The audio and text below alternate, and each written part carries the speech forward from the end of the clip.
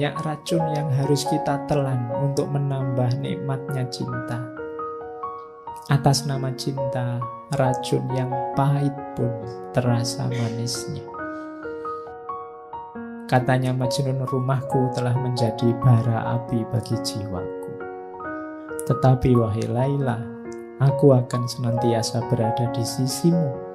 Semoga kasih sayang Allah dilimpahkan padamu.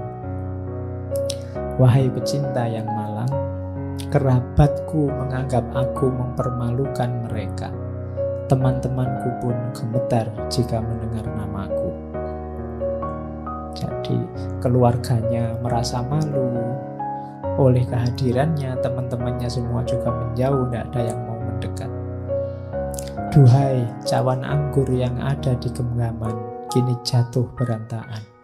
Telah kutinggalkan sanak saudara dan orang tua, sedang kekasihku pun jauh di sana. Namun aku tidak akan menyerah walau kesulitan demi kesulitan mendera. Orang yang tidak merasakan kesengsaraan tidak akan menikmati kesenangan. Dan orang yang tidak pernah dihimpit kesedihan, mereka tidak akan dapat memahami hati yang sedang merana sendirian.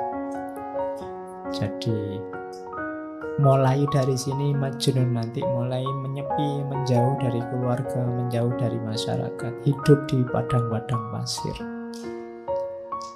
Apalagi nanti kemudian keluarganya karena masih mempertimbangkan harga diri, khawatir malu, akhirnya pindah menjauh dari daerah situ ke daerah Najd.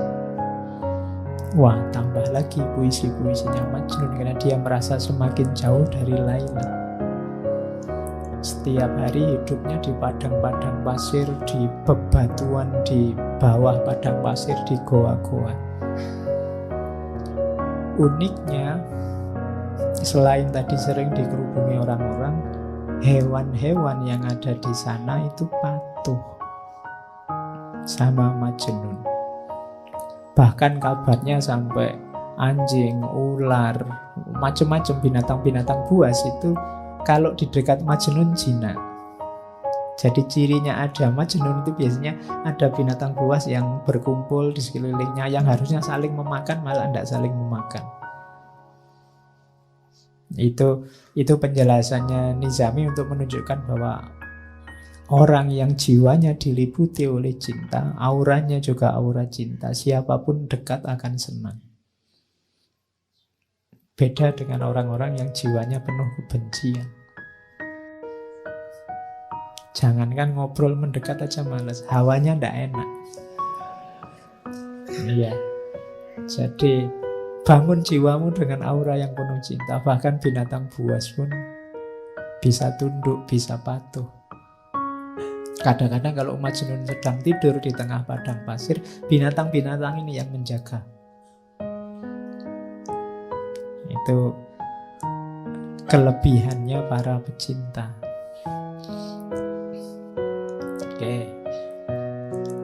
Ini pelajaran dari Majnun lagi, bahwa cinta itu kebebasan.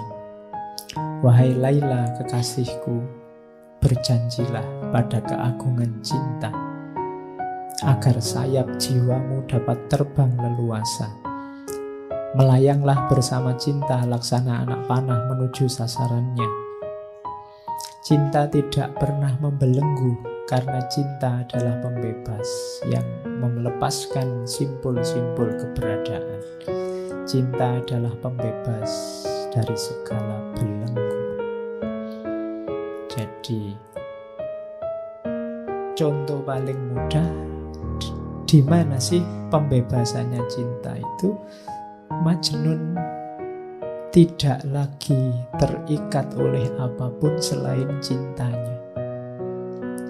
Dia rela kehilangan bahkan keluarganya, apalagi posisinya sebagai putra mahkota, apalagi kedudukannya, teman-temannya. Dia enteng saja melepaskan semuanya.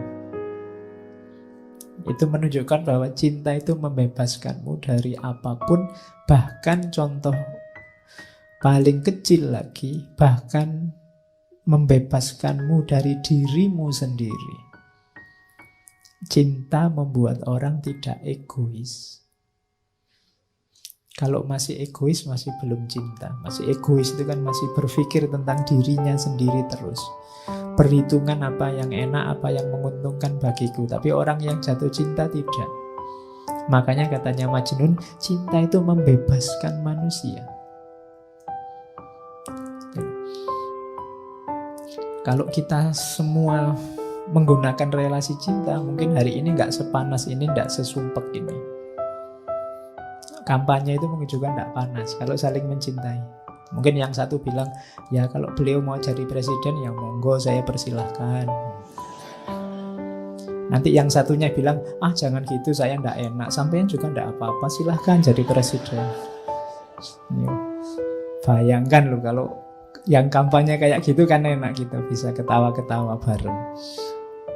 Oke, sekarang kan saling rebutan. Kalau cinta saling membebaskan. Oke. Terus walau dalam cinta setiap cawan adalah kesedihan, namun jiwa pecinta akan selalu memberi kehidupan.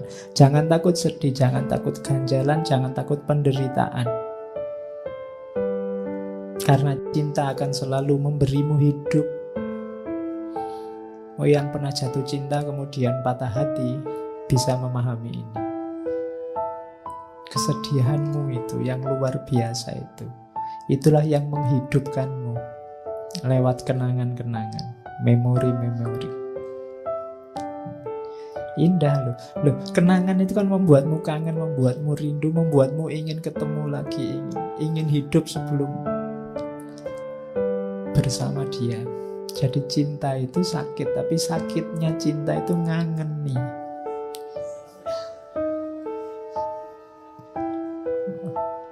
Iya kan? Makanya mantan yang paling heboh itu kan mantan di dunia cinta. Kalau mantan mahasiswa, mantan murid itu biasa-biasa aja.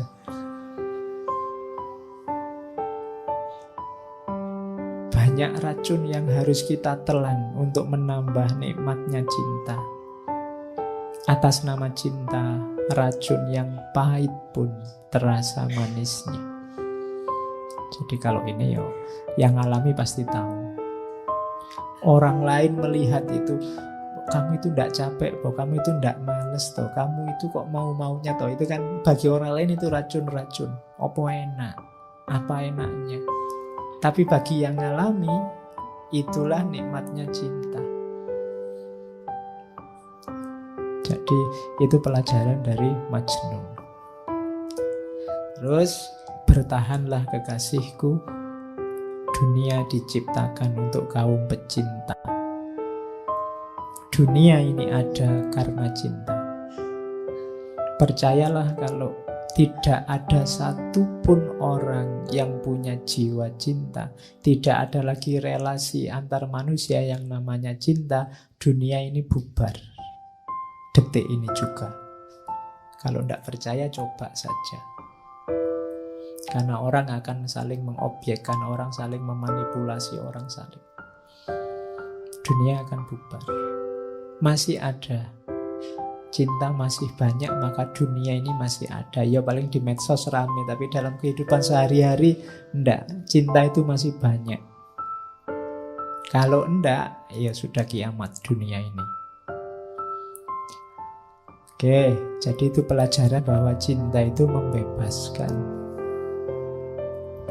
Terus, nah ini dari Majnun lagi tentang pelajaran tentang jarak. Cinta itu paradok. Bila dekat rumahnya Laila, aku merasa terbebani. Tapi bila aku jauh darinya, aku merasa sedih. Sehingga dekat maupun jauh, bersemayam rindu dan gelisah. Saat dia berjanji, cintaku kian menggebu menanti. Saat dia tidak janji, aku mati menanti datangnya janji. Sehingga jauh maupun dekat, hanya dia di angan. Namun jarak dekat atau jauh belum menyembuhkan apa yang kami rasakan. Sungguh pun ternyata dekat dengannya lebih baik daripada jauh darinya. Jadi ini logika jarak. Kita sama Tuhan kan juga begitu. Dekat sama Tuhan ada tanggung jawab, ada beban-beban. Jauh sama Tuhan itu menggelisahkan. Kamu mungkin agak ngeri-ngeri, Pak, kalau saya dekat terus sama Tuhan nanti buka HP harus hati-hati, gak boleh buka yang gitu-gitu. Nanti bohong dikit gak bisa, sholat harus tepat waktu, puasa harus sholat tahajud. Kok rasanya berat ya Pak? Dekat dengan Allah, dekat denganmu, membebani. Tapi jauh itu menggelisahkan. Waduh, kok jauh ya dari Allah, nanti jangan-jangan dapat murkanya, jangan-jangan Allah tidak berkenan, tidak ridho. Itu paradoksnya cinta. Dekat sama yang kamu cintai itu kan kamu merasa terbebani. Aku harus membuat dia bahagia, aku harus membuat dia nyaman, jangan sampai dia tidak berkenan. Lebih sumpek. Tapi jauh lebih sumpek lagi. Kalau jauh biayanya lebih banyak, menghabiskan kuota pulsa. Belum lagi marah-marahan, saling curiga. Sini ngomong maksudnya untuk menghibur, sana membacanya dianggap marah-marah. Wong ya tulisan itu kan ndak ada ekspresinya. Nah itu kan jauh. Jauh menggelisahkan, dekat memunculkan beban. Tapi tenang saja Laila, cintaku ndak hilang meskipun kamu jauh. Padahal sebenarnya lebih enak kalau kamu dekat. Nah itu pelajaran selanjutnya dari Majnun tentang jarak. Ini nanti pelajarannya banyak. Kamu malam ini diajari orang gila. Ya. Jadi karena mungkin kalau orang waras susah ngajari cinta. Orang waras kepentingannya banyak. Melakukan apa-apa sering tidak tulus. Beda sama orang gila. Apalagi gila karena cinta. Oke. Jadi itu pelajaran selanjutnya tentang jarak. Pelajaran selanjutnya itu syairnya terkenal sekali. Amurru alat diyari diyaro laila uqabbilu dzal jidar wa dzal jidar wama hubbud diyar syahfana qalbi walakin hubbu man sakanat diyar. Jadi Majnun ini hobinya apa? Kalau pas sepi tidak ada orang, dia mengendap-endap datang ke rumahnya Laila, nempel di dinding terus menciumi dinding rumahnya Laila. Oke, berarti kamu tadi yang terpesona oleh sandalnya, ya berarti menciumi sandalnya.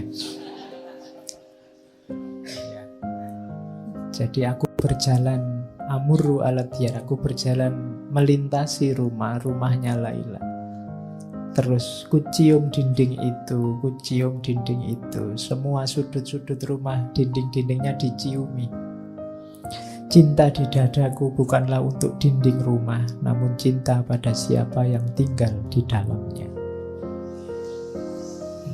Ya. Oke. Ya. Ya kalau enggak tahu rumahnya ya nanti dinding kampus.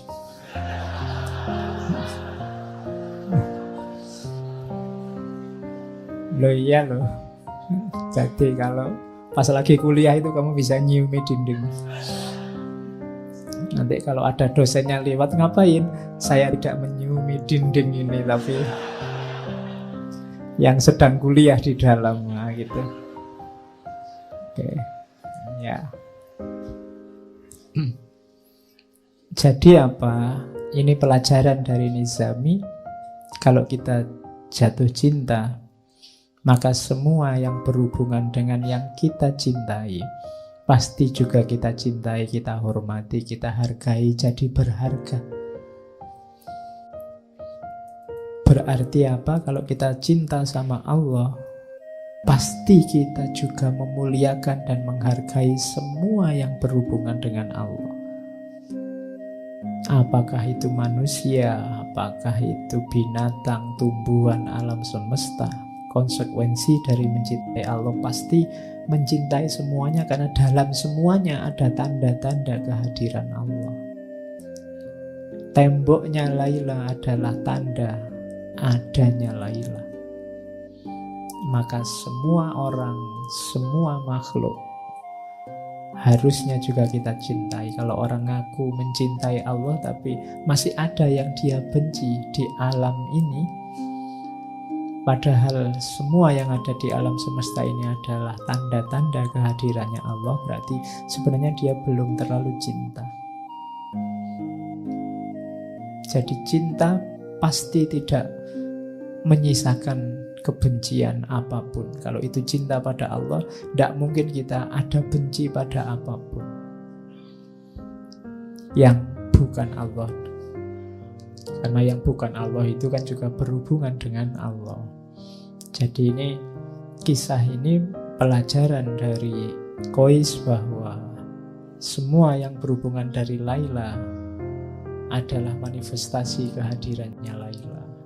Dia hormati, dia hargai, dindingnya dia ciumi.